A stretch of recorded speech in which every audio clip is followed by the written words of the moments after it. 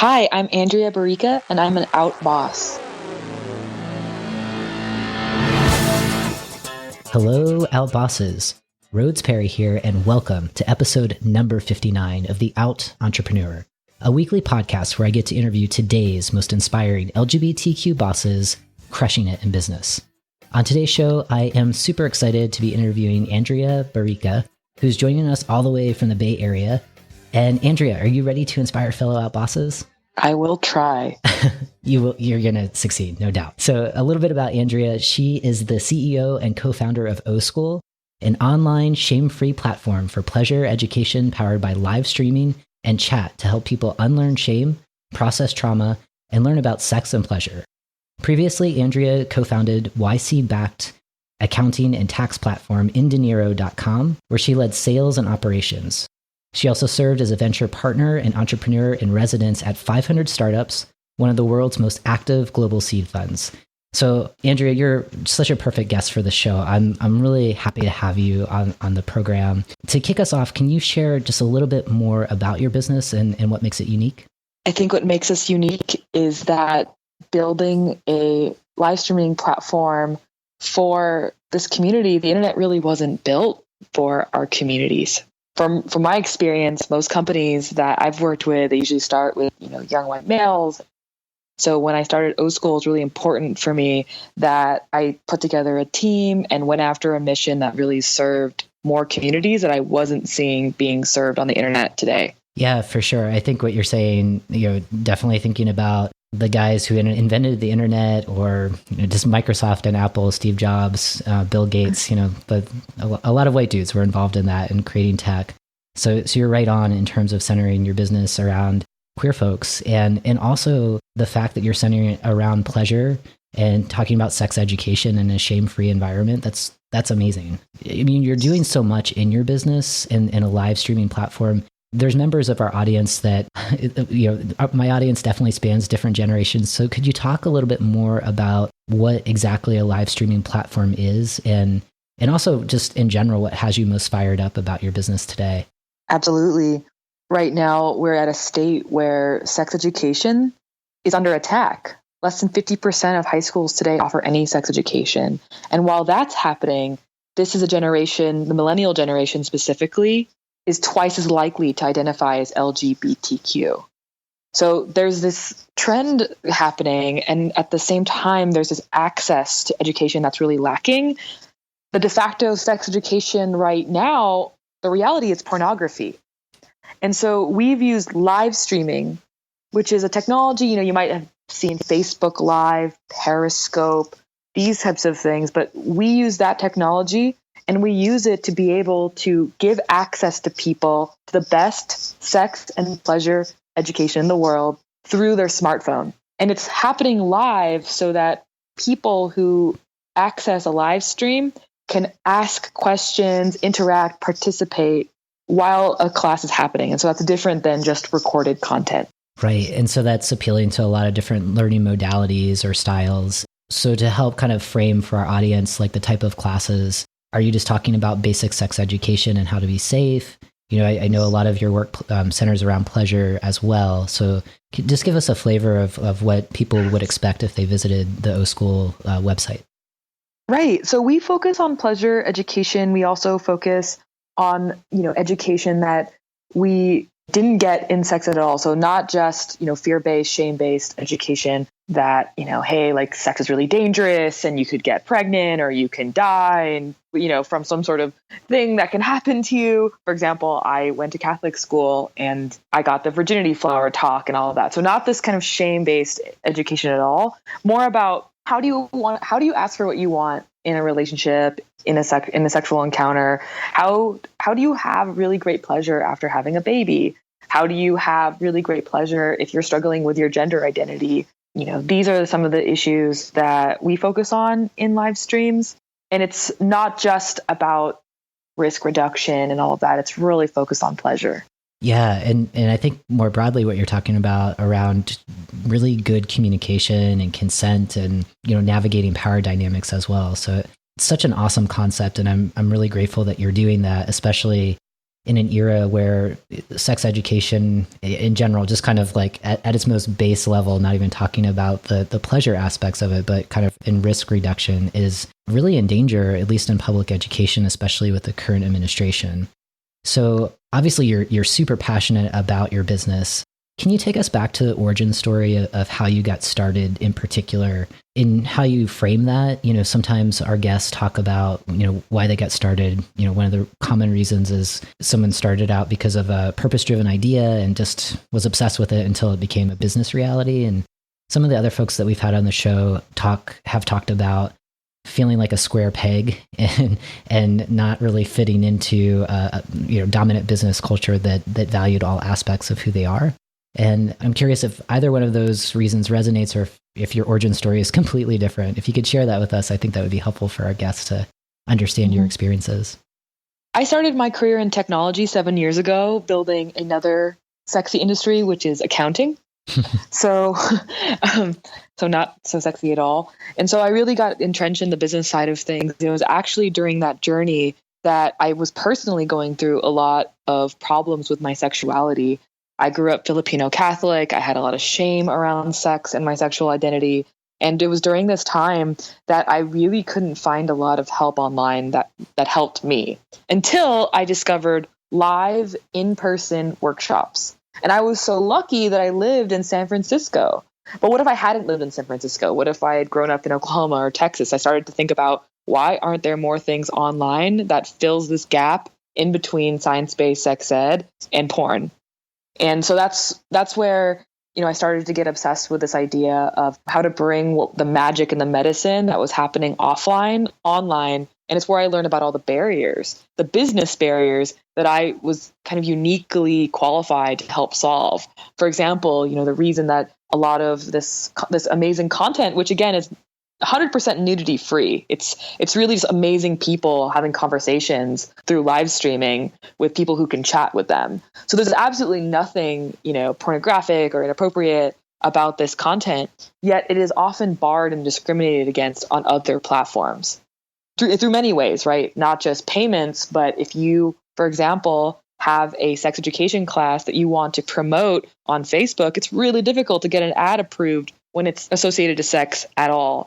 And so I started looking at the barriers, the business barriers, and having a background working in accounting and taxes actually helped me put the solution together, which is a shame-free platform where we kind of create a brand that's safe and ethical for people to feel safe enough to go, and also to help empower the community that's already doing the amazing pleasure education work. We don't see ourselves as disrupting the space. We see ourselves coming into the space, seeing all the amazing sex educators and influencers. We have over 60 influencers who are sex bloggers, local sex educators. These are people who are medical doctors, name it, sex workers. We've really kind of collected experts who have been doing the work, but haven't had a place to share their content online. And we're really excited to bring their voices and amplifying them, because over half of our pleasure professionals are people of color. I think we're a majority queer right now, and over 15% non-gender conforming, non-binary, and trans. That is amazing. You've shared so much just in your origin story. There's a couple things I just want to kind of echo, I think, for our audience to really take away. The first is you've spent 7 years in accounting, right? Definitely not a super sexy industry. Well, I should have filled that in. I spent 3.5 years building accounting software, left because I was tired of helping young tech companies. I was really looking to get into reproductive justice, went into the nonprofit world, and then came back to technology and became a venture investor. So I also have experience in the investing and venture capital world.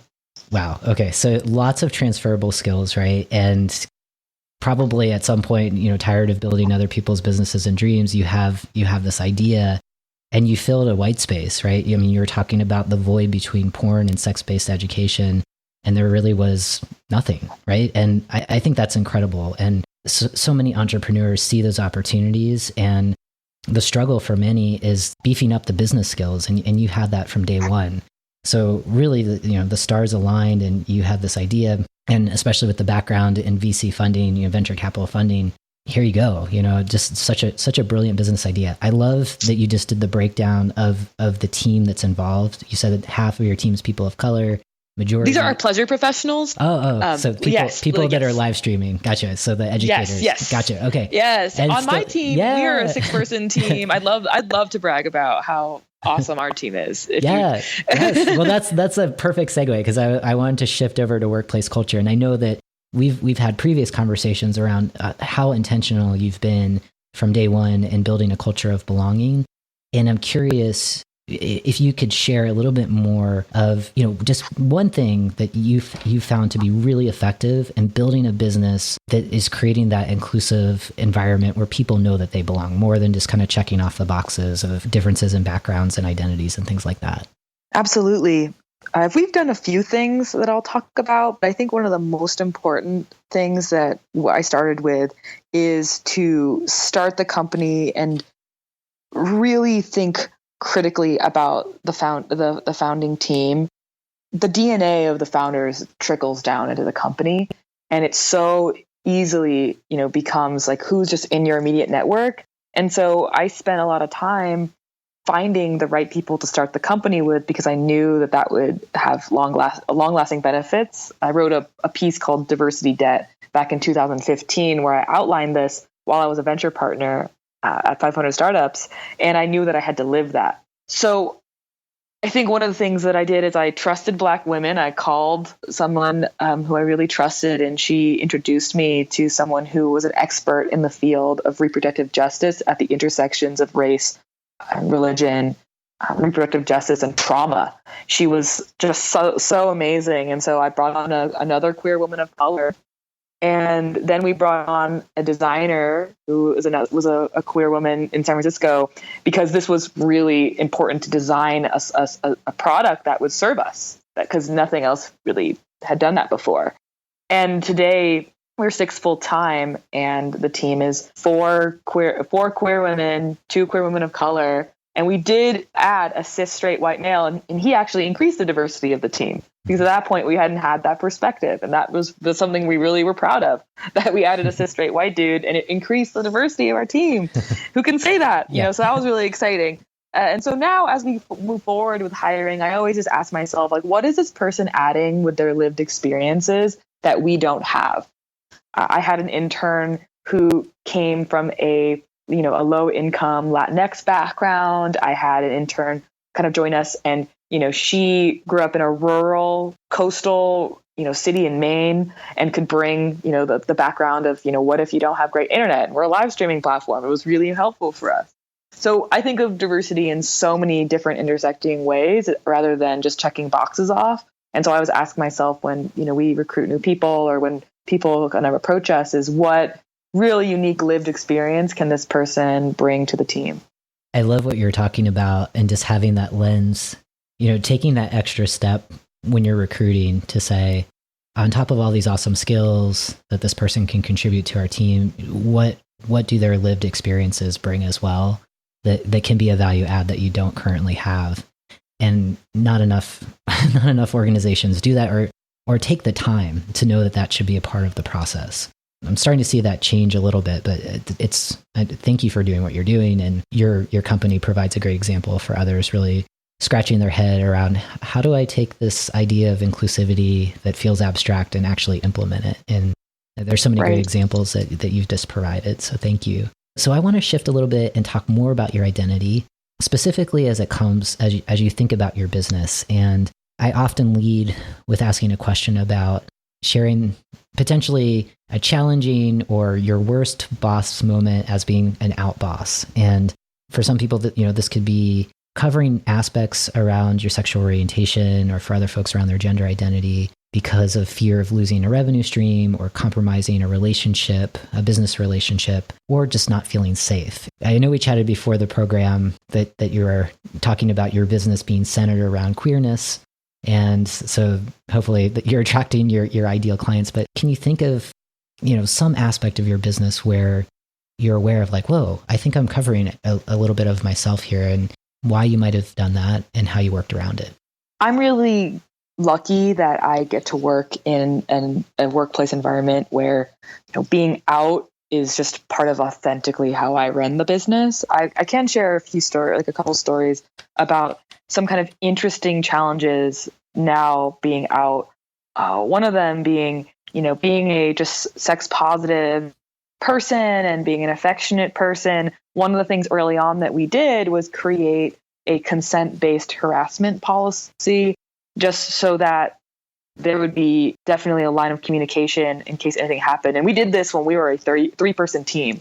I ended up about this because I felt so strongly about wanting there to be process there. Also because it's really kind of, there's no playbook as an affectionate, sex positive, queer woman of color CEO out there. And a story that comes to mind is when there was a problem with the Think's founder that was reported with sexual harassment in their culture. And, there was a lot of articles at the time around, female CEO who allegedly, believed in a feminist culture was sexually harassing. And I felt so at that moment, like, wow, like this is an opportunity for me to really be mindful about how that's created. And that, even though I am a very diverse, quote unquote, diverse leader, we can do wrong. We can hurt people. So one of the things that I remember being like a really challenging outboss moment for me was realizing that I needed to make sure that I was doing the right thing for the company, and that I didn't, you don't get a free pass just because you are, who you are in your identity. Right. And so I'm curious, just the consent-based harassment policy.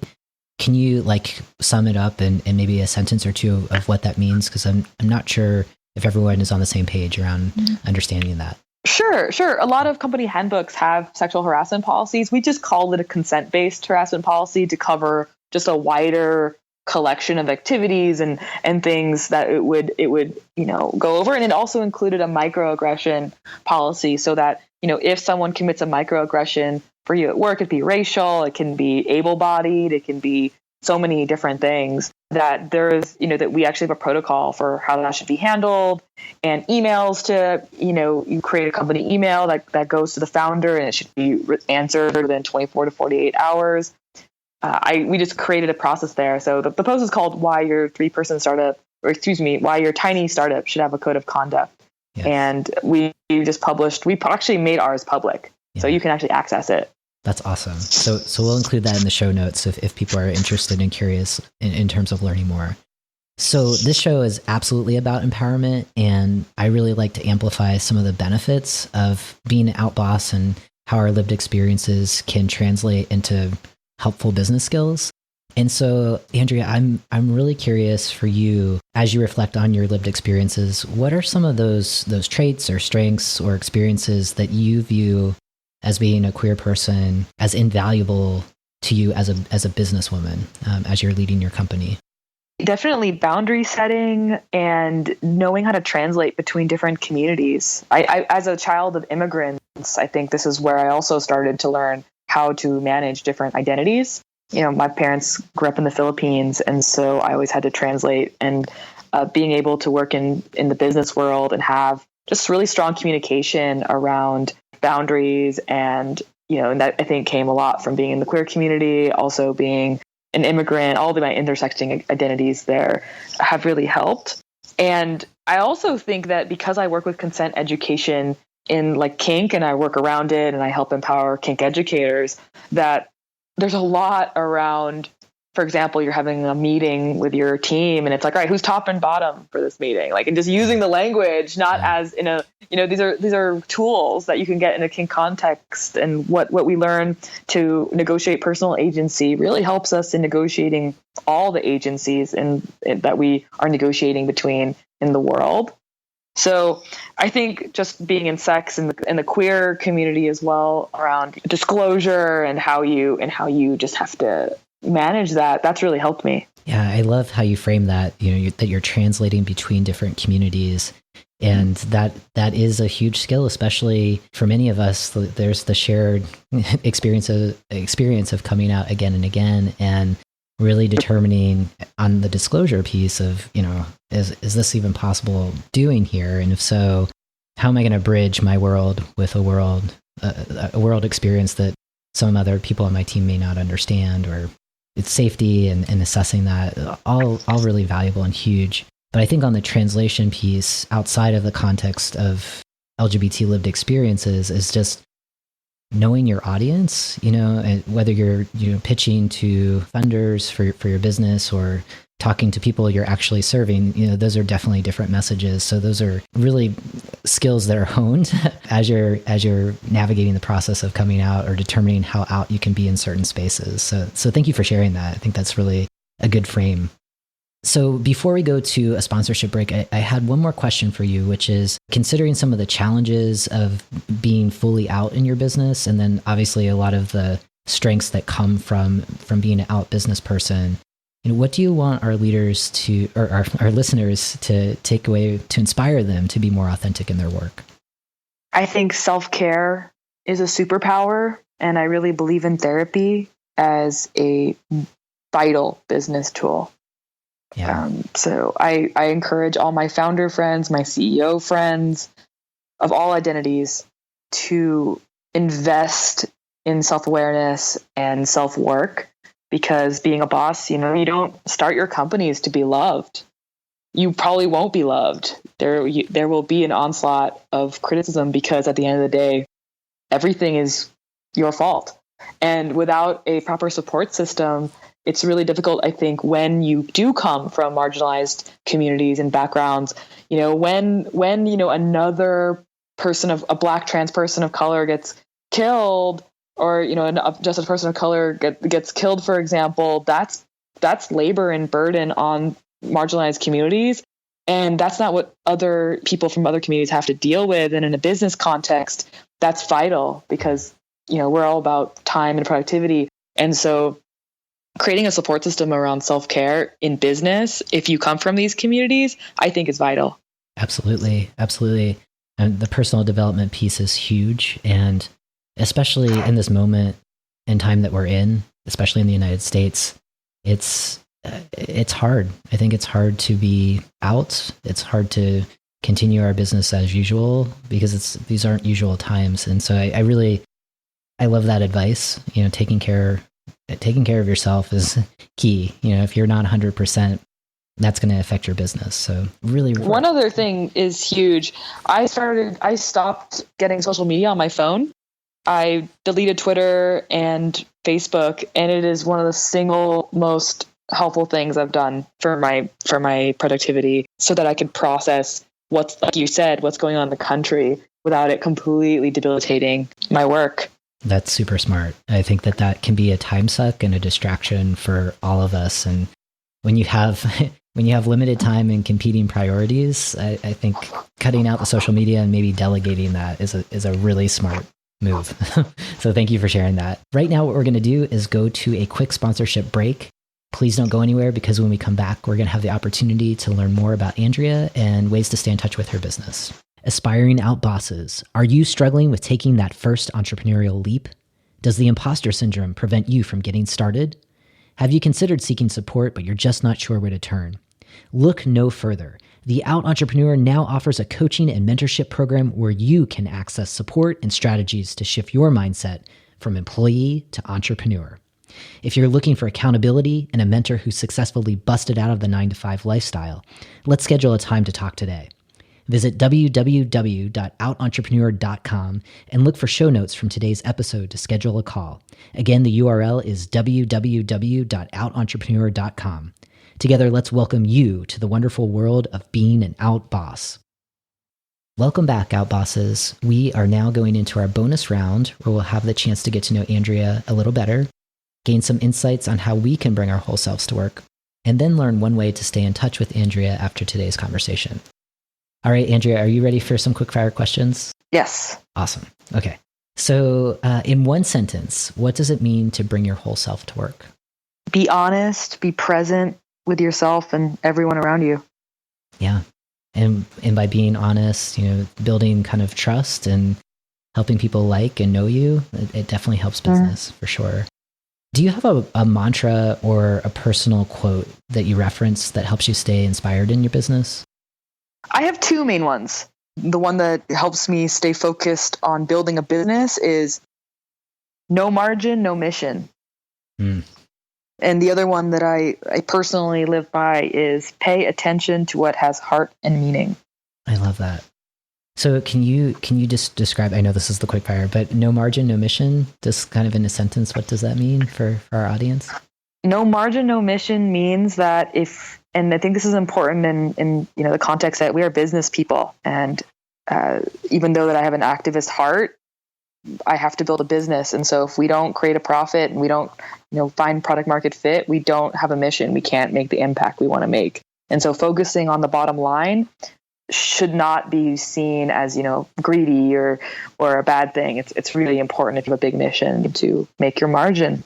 Yeah, I think that's helpful. There's a lot of purpose-driven entrepreneurs who tune in. So I think that's helpful advice. So can you share one personal habit that helps you master yourself and your business? Meditation. Yeah. And are you pretty committed to doing that every day? I'm trying to be more and more committed as things go up, but deleting social media off my phone, I put Headspace in its stead, and I put other self-care apps. So I traded my social media apps for self-care apps. Nice. Very cool.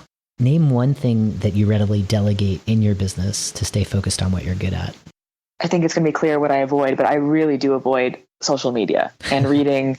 Yeah. When PR happens, I do one read to see what I could do better, but I welcome my team's help in kind of reducing the noise in my life, because that can be really hard. I don't have thick skin. I have really thin skin that can heal super duper or superhuman fast. That's what I tell people. So it's hard to read things and, not just judge yourself, but to hear criticism. I think I always force myself to read it once and, get all the feedback and do it to get better. But I kind of think it's healthier to just focus on moving forward and not kind of get caught up in that. Yeah. And it's a kind of a fine line of like feedback and then all of the comments that aren't necessarily helpful for you to improve. And it's, I think kind of the one, take it in once and move forward is really good advice. Do you have a book or a podcast that has contributed to your success or is something that helps you stay motivated in your business that you can recommend for our audience? Mm-hmm. My personal mantra comes from The Fourfold Way by Angeles Arian. That book changed my life. And recently, a book that's really helped my success is Radical Candor by Kim Scott. Big fan of the book. Nice. And we'll include those in the show notes. Thank you for sharing that. Okay, so 2 more questions. The first, can you share one piece of advice to inspire the next generation of business owners to take that first entrepreneurial leap? I'm going to steal Edie Windsor's, one of her mantras for this, and it's don't postpone joy. Yeah, that's beautiful. Thank you for sharing that. I really loved our conversation, and I hope to have you back in the future because you have so much to share. Before we go, can you let our audience know how we can stay in touch with you? Sure. You can tweet at me at A Barrica. And follow our launch at O.School by signing up for our waitlist, and then you'll get a little ping when we go live. Nice. Awesome. That's very cool. And again, that will be in the show notes. So for Outbosses, thank you so much for tuning into this week's episode. It is always my privilege to connect with you and so many inspiring outbosses like Andrea. So for details for today's conversation, please check out the show notes at outentrepreneur.com. And as a next step, subscribe to the podcast, consider leaving a rating and review in iTunes, and be sure to share the podcast with a friend or a loved one. And for now, keep being your authentic selves 100% of the time.